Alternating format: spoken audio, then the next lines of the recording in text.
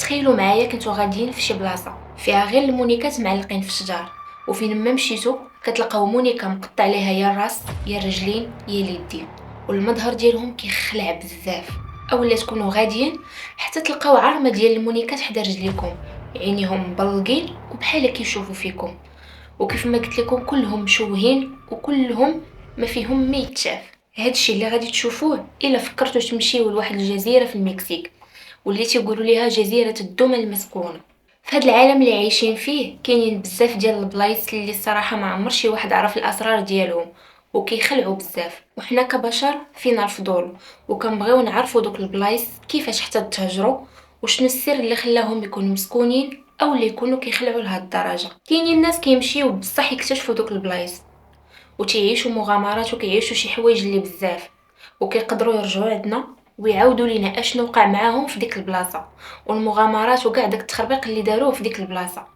وكاينين وحدين اخرين اللي ما كيقدروش يرجعوا وكيموتوا تمايا موتة غامضه، وحتى واحد ما كيعرفهم باش ماتوا، وكيف ما تنقولوا حنا كيديو سرهم معاهم. هاد الجزيره سنين وهي مهجوره، وكان واحد بوحدو اللي كيسكن فيها كان سميتو جوليان سانتانا باريرا، وكاع الناس اللي كانوا ساكنين في دوك القرى اللي حدا الجزيره كانوا كيعتبروه غريب الاطوار وكيحسوا بيه بحال مخلخل واحد شويه، حيتاش خلى مرته وولادو في المدينه وجا باش يسكن في هذه الجزيره المهجوره ويكتشف هذوك الاسرار اللي كاينين فيها.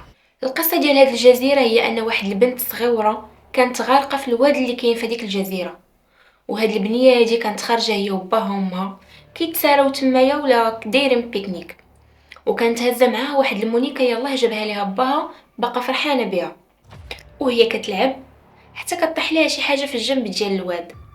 فاش حضرات بغات تجبدها طاحت في هذاك الواد وخلات المونيكا تما حدا الماء وماتت غارقه.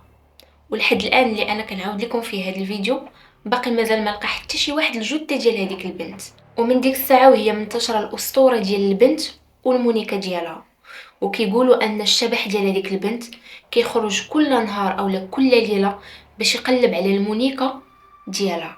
Los espíritus blancos son buenos, los espíritus negros son malos. ¿De día Entonces, salen o de noche? de noche. ¿De noche? De noche. De ¿Hay hecho, gente que viene? sí, sí. De hecho, yo también he visto gente. Aquí en estos lagos se ha ahogado gente, ha muerto gente por no saber nadar, por tomar mucho. 1950 جوليان قرر باش يمشي لهذيك الجزيره ويكتشفها، حيتاش دراتو في راسو هاد الاسطوره هادي اللي كتقال عليها، وقرر باش يمشي لراسو يعرف اشنو واقع تما. واحد النهار مشى للبلاصه فين غرقت هذيك البنت، وبقى كيتامل في هذاك الواد وكيتمنظر كيف ما تنقولوا حنايا حتى لواحد الشويه، وهو يتبان ليه واحد البنت كتغرق وسط الواد وعينيها محلولين وبحال كتقول ليه عافاك عتقني.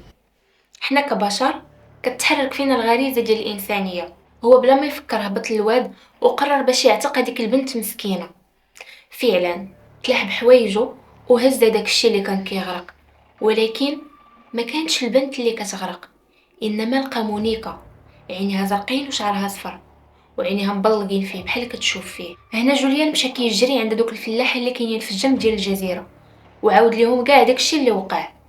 وهنا الفلاحه قالوا ليه اش داك لتما راه ديك البلاصه مسكونه، وداكشي اللي خرج لك وعتقتي من الماء راه الشبح ديال هذيك البنت اللي ماتت غارقه في هذاك الواد. هنا جوليان قرر يرجع لبلادو او يرجع للمدينه فين ساكن ويرجع عند العائله ديالو، ولكن ما رجعش هو هذاك، رجع مغير سمحوا لي قلت لكم ما رجعش هو هذاك ورجع مغير، يعني ما بقاش كيلعب مع ولادو، ما بقاتش عنده الخاطر ولا غير ساهي. مرتو لاحظت هذا الشيء قالت ليه مالك، قال ليها داكشي اللي وقع ليه في الواد مع هذيك المونيكا اولا مع داك الشبح ديال هذيك البنت اللي غارقه تما، وقال ليها بلي الصوره ديال هذاك الشيء اللي وقع بقى ليا لحد الان في دماغي ومبرسطاني، لدرجه انه ولا فاش كينعس الشبح ديال ديك البنت اولا ديك البنت ولات كتوقف عليه بالليل وكتقول ليه عافاك عتقني. هنا جوليان قرر يرجع للجزيره، ولكن ماشي غير باش يزورها، لا، قرر باش يبقى فيها تما حياته كامله، وهجر مرته وولادو وخدمته ورجع على ديك الجزيره باش يعيش فيها بوحدو. شنو اللي خلاه يدير هكا ويتصرف هاد التصرف هذا ويسمح في حياته كامله على ود هاد البلان؟ الصراحه حتى واحد مازال ما عرف. داكشي اللي كان، مشى جوليان للجزيره وبنى واحد الكوخ تما فين يبقى يبات، وبحال بدا كيولف على حياته الجديده. بقى شي ايامات وهو يمشي لنفس البلاصه اللي لقى فيها هذيك المونيكا اولا ديك البنت كتغرق. عاود تاني نفس البلان، وقف في الجنب ديال الواد وبقى كيتامل في هذاك الماء وفي هذاك الواد، وتيقول في دماغه الله عاود تخرج ليا هذيك المونيكا باش نعتقها. مازال ما كملهاش في دماغه حتى كتبان ليه واحد المونيكا جايبها الواد وقفات حدا رجليه تماما. هو فاش وقفات هذيك المونيكا حدا رجليه تحدر عليها وهزها وعلقها في واحد الشجره. ولكن الغريب هنا هو غير علق ديك المونيكا في هذيك الشجره ما بقاش كيجيو هذوك الكوابيس. دماغه بحال تفورماطا واحد شويه وما بقاش كيفكر في هذيك البنت، وما بقاتش كاع كتوقف عليه اولا كتقول لي عافاك عتقني. المهم داكشي اللي كان معذبو في حياته ما بقاش.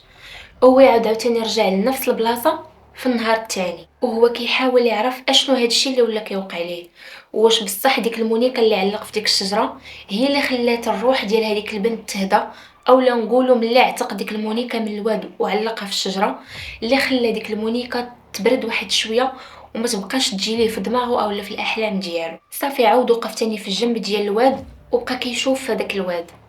ولكن واحد شويه غادي تجي عاوتاني مونيكا واحده اخرى جايبها الواد وغادي توقف حدا رجليه. وهنا جوليان غادي يعرف بلي راه مونيكا وحده ما كافياش، وبلي خاصو كل نهار يجمع المونيكات باش الروح اولا الشبح ديال هذيك البنت ترضى عليه. 50 سنه وجوليان كيجمع في دوك المونيكات، وكل نهار ومونيكته وهو كيجمع في دوك المونيكات كل مره كيعلقها في شجره، حتى ولات ديك الجزيره كلها عامره بالمونيكات، وفين ما دورتي وجهك كتبان لك مونيكا. حتى وصل لانه لدرجه ولا كيقلب في البركاسات على المونيكات باش يشدوهم ويعلقوهم في هذيك الجزيره او يعلقوهم في الشجر باش الروح ديال هذيك البنت ترضى عليه، وما بقاش مازال توقف عليه في المنام. وهو باش يعيش كان كيدير الزراعه، يعني كان كيزرع الخضره والفواكه وداكشي باش كان كياكلهم وكان عايش في ديك الجزيره. فاش تقاداو المونيكات وما بقاش كيلوحوهم ليه الواد وما بقاش كيلقاهم في الزبل ولا كيشد داكشي اللي كيزرع كيعطيه لدوك الناس اللي كاينين في دوك القرى اللي حدا الجزيره باش يعطيوه دوك المونيكات ديال ولادهم. وكيف ما كانوا تيقول لهم غير عطيوهم ليا، يعني يكون مقطع لهم راس يد رجل، يكونوا مشوهين، يكونوا مقلعين لهم عينيهم، المهم هو ما سوقوش، خاصو غير المونيكات يشدها ويعلقها في الشجره كيف ما ولف. هنا جوليان ولا كيتعتبر مختل عقليا حيتاش كتر في هادشي بزاف ولا بحال مسطي، وفين ما كتبان ليه شي مونيكا كيمشي كيهزها. وديك الجزيره فين ولا عايش ولات بحال شي معرض ديال المونيكات المسكونه، ولا كلشي كيخاف منه وكلشي كيخاف انه يتواصل معاه ويمشي حتى لعنده اولا كاع يدخلوا لهاديك الجزيره. اولا دوك الصياده اللي تيكونوا في داك الواد كيصيدوا الحوت قال لك تيبان ليهم بحال المونيكات كيتهامسوا عليهم اولا كيهضروا عليهم اولا كيشوفوهم بحال كيعيطوا ليهم تيقول لهم اجي ودخلوا الجزيره باش تشوفوها. وفي 2001 بالضبط تم العثور على الجثه ديال جوليان هكاك غارقه في داك الواد وفي نفس البلاصه فين غرقت هذيك البنت، مهزوزه فوق الماء، وحتى واحد ما عرف عافاكم باش مات اولا واش انتحر واش دوك المونيكات قتلوه اولا داك الشبح ديال ديك البنت قال لي اجي دخل الواد باش حتى هو يغرق نفس الغرقه اللي غرقت بها ديك البنت. هاد الجزيره باقا لحد الان وتم التصنيف ديالها انها من اكثر الجزر رعبا في العالم ومن اكثر الجزر اللي فيها اسرار خطيره اللي حتى واحد ما يقدر يفك اشنو هذاك الشيء واقع في ديك الجزيره. عافاكم قولوا لي الا مشات احتاجتكم شي تسافيره للبرازيل وفابور يتكلفوا هما بكل شيء، ولكن بشرط انكم تزوروا هذه الجزيره. واش تقدروا تزوروها ولا لا؟ كتبوا لي في الكومونتير اشنو تقدروا ديروا، ولا واش غير الفكره في هذا الشيء كتخوفكم. الصراحه انا من واحد النوع اللي عزيز عليا هذا الشيء ديال الرعب وكنبغي الصراحه نكتشف اي حاجه كتوقع ماشي حتى لي، وإلا تعطاتني هاد الفرصه بحال هكا نقدر نمشي. غير هو نصيحه للناس اللي غادي يكونوا بحالي وغادي يبغيو حتى هما يمشيو يزوروا ديك الجزيره، الا كنتو غاديين ديو معاكم شي مونيكا في يديكم حيت ما تعرفوا الوقت اشنو تجيب تما. الا دخلتوا بلا مونيكا يعني بلا زياره لهاديك الجزيره او للشبح ديال ديك البنت تقدر توقع لكم شي حاجه ماشي حتى ليه.